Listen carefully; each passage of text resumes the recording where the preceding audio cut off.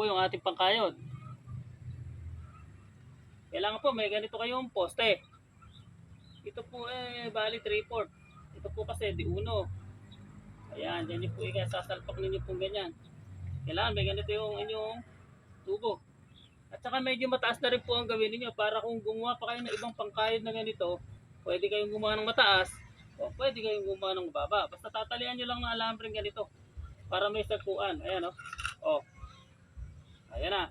Ngayon, ito yung pangkayod nyo. Ito yung mga adjustan natin, kaya po marami itong butas. O yan, pwede kayong gumawa ng maluwang. Pwede nyo rin po yung pasikipin.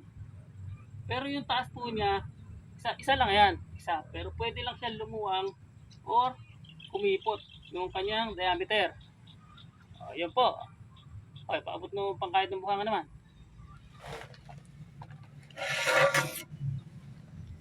Kunin ko muna yung tornilyo. Ito. Yung tornilyo muna natin.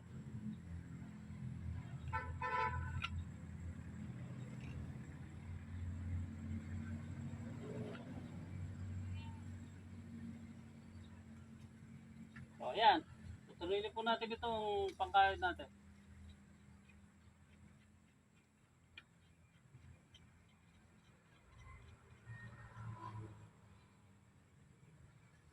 May mga adjustan po ha.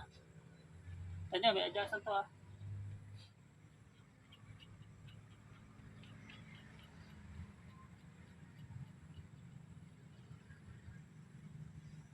Yan, ito na yun yung pangkayod.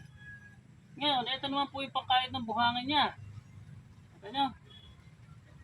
Ikakabit nyo lang dyan yan. Ayan o. Tornilyo rin yan. Tornilyo.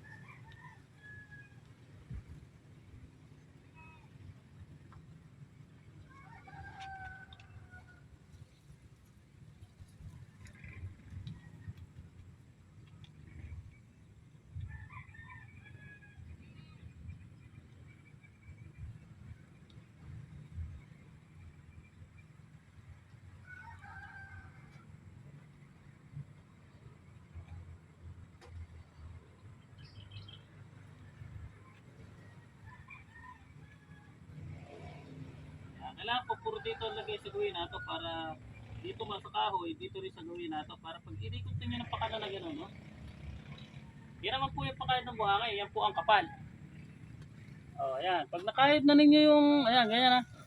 Pag na-tornilyo, ganyan po kakapal yung inyong magiging paso. O, pwede nyo naman po yung i-adjust, pwede nyo pang mas kapalan nyo pa kung gusto nyo mas pakapal. Pwede rin po ito, i-adjust nyo lang, gagawin nyo lang gano'n. At lalagyan ko rin ng adjustan.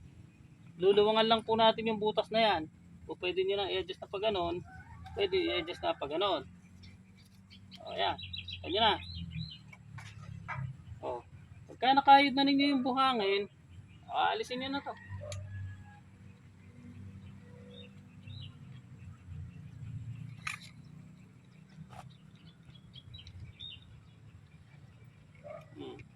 Pwede nyo na simentohin. Pagka natanggal nyo na to, pwede nyo na simentohin at ayos na po yung inyong nakahid na buhangin. Yo!